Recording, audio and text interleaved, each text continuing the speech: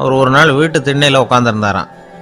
அப்போது தெருவில் ஒரு பிச்சைக்காரன் அந்த வழியாக வந்திருக்கிறான். பிச்சை கேட்டிருக்கான். அந்த சமயத்தில் தர்மர் வேறு ஏதோ வேலையாக இருந்திருக்கிறார். அதனால் பிச்சைக்காரனை பார்த்து நாளைக்கு வா அப்படின்னு சொல்லிவிட்டார். அவனும் சரின்னு சொல்லிவிட்டு போயிட்டான். பீமன் இதை பார்த்துக்கிட்டு இருந்தான். உடனே அவன் என்ன செஞ்சான் தெரியுமா? ஒரு முரசை எடுத்துக்கிட்டு கிராமத்தை நோக்கி ஓடனான். முரசை அடிச்சுக்கிட்டு ஏதோ சொல்ல ஆரம்பிச்சிட்டான்.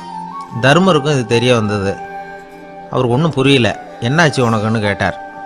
பீமன் சொன்னான், நான் கிராம மக்களுக்கு ஒரு செய்தியை தெரிவிக்க போகிறேன் அப்படின்னா. என்ன செய்தின்னார். எங்கள் அண்ணன் காலத்தை வென்றுட்டார் அப்படிங்கிற செய்தியை சொல்ல போகிறேன்னா. நான் காலத்தை ஜெயிச்சுட்டேனா, எதனால் அப்படி சொல்கிற அப்படின்னு கேட்டார். நீங்கள் பிச்சைக்காரனை நாளைக்கு வர சொன்னீங்களே, அதனால தான் அப்படின்னா. அதனால் என்னன்னார். நீங்கள் அவனை நாளைக்கு வான்னு சொன்னீங்க, நீங்கள் நிச்சயமாக நாளைக்கு இருப்பீங்களா? அந்த பிச்சைக்காரனும் நாளைக்கு உயிரோடு இருப்பானா? நாளைக்கு நீங்கள் இருந்தாலும் பிச்சை போடக்கூடிய மனோபாவம் உங்களுக்கு இருக்குமா? பிச்சை நிச்சயம் போடுவீங்களா? நாளைக்கு வரைக்கும் அவன் பிச்சைக்காரனாகவே இருப்பாங்கிறது என்ன நிச்சயம்? நாளைக்கு உங்கள் சந்திப்பு நிச்சயம் நடக்குமா? அதனால தான் நீங்கள் காலத்தை ஜெயிச்சுட்டீங்க அப்படின்னு சொல்லி அவ்வளோ நிச்சயமாக நான் முடிவு பண்ணிவிட்டேன். அப்படி நீங்கள் நினச்சதுனால தான் அவனை நாளைக்கு வர சொல்லியிருக்கிறீங்க. இது எவ்வளோ பெரிய விஷயம். இதை மற்றவங்களுக்கு சொல்லாமல் இருக்கலாமா? நேரம் ஆகிட்டுது, நான் உடனே ஊருக்குள்ளே போய் இதை சொல்லணும். தாமதிக்க முடியாது.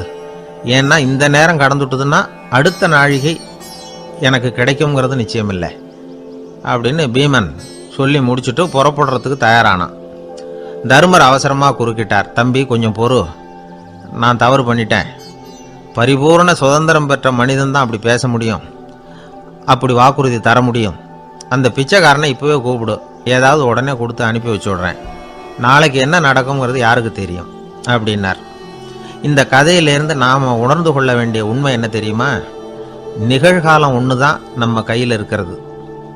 அதை தவற விடாமல் சரியாக பயன்படுத்திக்கணும். கடந்த காலங்கிறது திரும்பி வர போகிறதில்ல.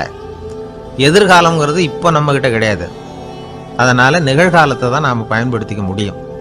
தென்கட்சி கோ சாமிநாதன் ஐயா அவர்களின் இன்று ஒரு தகவல் நகைச்சுவை கதைகளை கேட்டு ரசித்தமைக்கு நன்றி.